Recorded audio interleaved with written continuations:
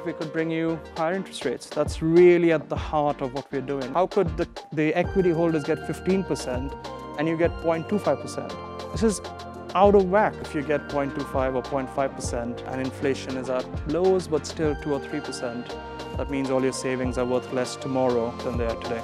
And if you do save, then you want something that will grow that saving. And 2 or 3% maybe is not enough. And we arrived at the magic number of 5. Overall, I think it's got the most amount of information I've seen on a banking app.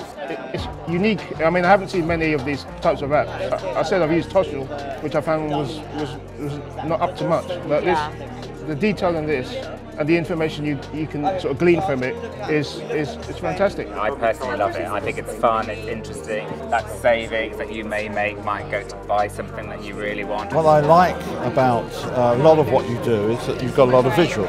Yeah. So we've just come to a screen which has given me a visual spend and save very quickly. And seeing it so clearly laid out in front of you that you can sort of like play around with it and organise it yourself and you have control of it. It's much more kind of empowering.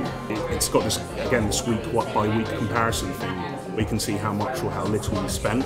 So it can just, you know, you can make the rules and you can just say, right, I've learned kind of from the previous week that I shouldn't go to like Starbucks too much, I'm spending a bit too much there. You can put in as much as you want to save, but I like the fact you've got the rules. My savings are just going to go up before I can even literally imagine. So we've got some really creative activities. So we've got a Lego activity where we'll be getting people to model out their future fears and hopes for the future of finance.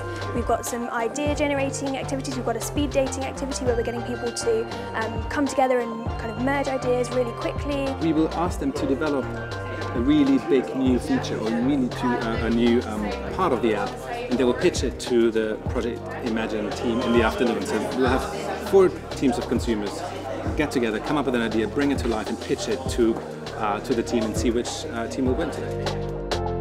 Dragons, how are you today? You guys all right?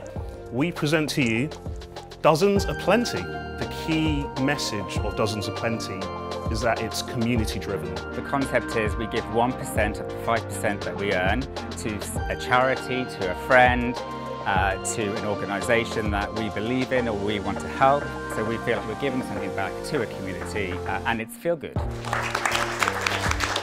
The most interesting aspect is to actually see the product and then being able to feed back on what we do like, what we don't like and what can be improved. I thought it was really good the way that actually the company is trying to reach out to its potential users and actually work out what they're doing is relevant to them. It's actually a really good concept because of the philosophy behind it. Most of fintech is about applying a layer of technology to old-fashioned concepts without understanding what you can change with the technology. Dozens is reinventing the whole process, and I really love that. It was a slightly emotional bit for many people, certainly for me, because we started the company like a year back with literally just me and 4 pages of an exec summary, and to see it all sort of come together and potentially have seen our first customers, pretty cool.